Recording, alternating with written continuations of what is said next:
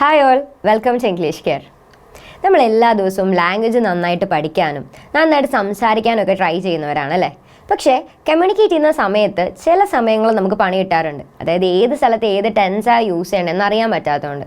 അപ്പോൾ അതിനെക്കുറിച്ചാണ് നമ്മൾ ഇന്ന് ഡിസ്കസ് ചെയ്യുന്നത്. ഇന്ന് നമ്മളെ വളരെ കോമൺ ആയിട്ടുള്ള നമ്മൾ ഡേ ടു ഡേ കോൺവെർസേഷനിലൊക്കെ യൂസ് ചെയ്യുന്ന നമ്മുടെ ലൈഫിലെ ഇന്നെവിറ്റബിൾ ആയിട്ടുള്ള ഒരു ടെൻസിനെ കുറിച്ചാണ് ഡിസ്കസ് ചെയ്യുന്നത്. വേറെ ആരുമല്ല, simple present tense. Simple present tense എപ്പോഴാണ് യൂസ് ചെയ്യുന്നത് നിങ്ങൾക്ക് അറിയാവോ? നമ്മൾ ജനറൽ ട്രൂത്ത് പറയാനോ അല്ലെങ്കിൽ ദിവസം നമ്മൾ ചെയ്യുന്ന ഒരു കാര്യം അല്ലെങ്കിൽ ഡെയിലി റൂട്ടീൻ നമ്മൾ ആ പറയുന്ന മൊമെൻറ്റിൽ നമ്മൾ ചെയ്ത കാര്യങ്ങളൊക്കെ പറയാൻ വേണ്ടിയിട്ട് നമ്മൾ സിമ്പിൾ പ്രസൻറ്റ് ടെൻസാണ് യൂസ് ചെയ്യാം. ഒരു എക്സാമ്പിൾ നോക്കാം. ഞാൻ സ്കൂളിലേക്ക് പോകുന്നു എന്നെങ്ങനെ പറയാം? I go to school. ഞാൻ സ്കൂളിലേക്ക് പോകുന്നു. അപ്പോൾ ഈ പ്രസൻറ്റ് ടെൻസും സിമ്പിൾ പ്രസൻറ്റ് ടെൻസും ഒക്കെ നോക്കുന്നതിന് മുന്നേ കുറച്ച് കാര്യങ്ങൾ നമ്മൾ അറിഞ്ഞിരിക്കണം. അതിലൊന്നാണ് സബ്ജക്റ്റ്. സബ്ജക്റ്റ് എന്ന് പറഞ്ഞാൽ നമ്മളൊരു കാര്യം പറയുമ്പോൾ അതിൽ പ്രവൃത്തി ചെയ്യുന്ന ആളെയാണ് നമ്മൾ സബ്ജക്റ്റ് എന്ന് പറയുന്നത്. ആ ഒരു പ്രവൃത്തി ആരാണോ ചെയ്ത് അയാളാണ് സബ്ജക്റ്റ്. മിക്ക സെൻറ്റൻസുകളും ആദ്യമായിരിക്കും സബ്ജക്റ്റ് ഉണ്ടാവുക.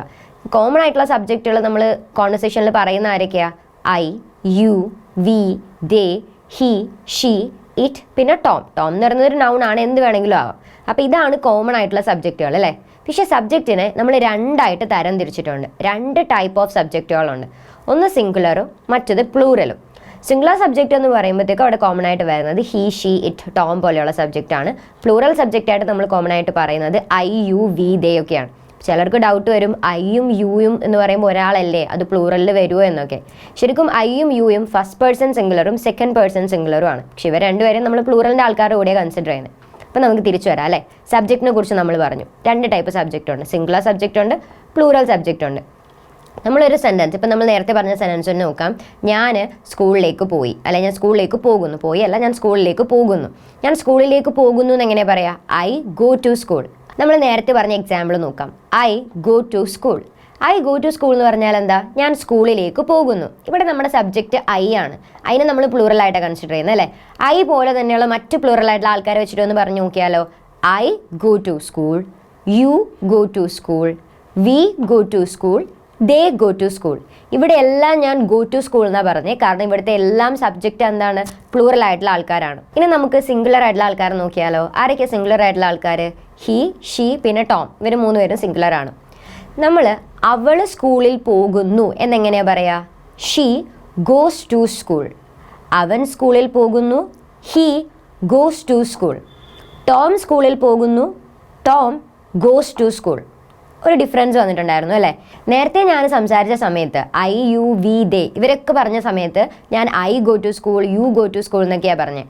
പക്ഷേ ഇവിടെ ഹി, ഷീ, ടോം ഇവരൊക്കെ പറഞ്ഞ സമയത്ത് ഞാൻ എങ്ങനെ പറഞ്ഞേ?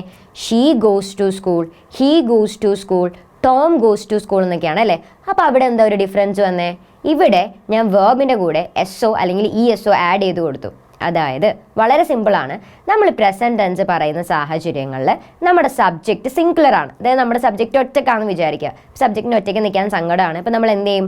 വേർബിൻ്റെ കൂടെ ഒരാൾ കൂട്ടിന് കൊടുക്കും. ഒന്നെങ്കിൽ എസ് ഒ അല്ലെങ്കിൽ ഇ എസ് ഒ ആഡ് ചെയ്ത് കൊടുക്കും. അപ്പോൾ ഇവിടെ ഇപ്പോൾ ഹി ആയതുകൊണ്ട് ഹി ഒറ്റയ്ക്കാണ്. അപ്പോൾ നമ്മൾ കൂട്ടിന് എന്ത് ആഡ് ചെയ്ത് കൊടുത്തു? ഒരു എസ് ഒ അല്ലെങ്കിൽ ഇ എസ് ഒ. ഇപ്പോൾ ഗോ ആയതുകൊണ്ട് നമ്മൾ ഇ എസ് ആഡ് ചെയ്ത് കൊടുത്തേ.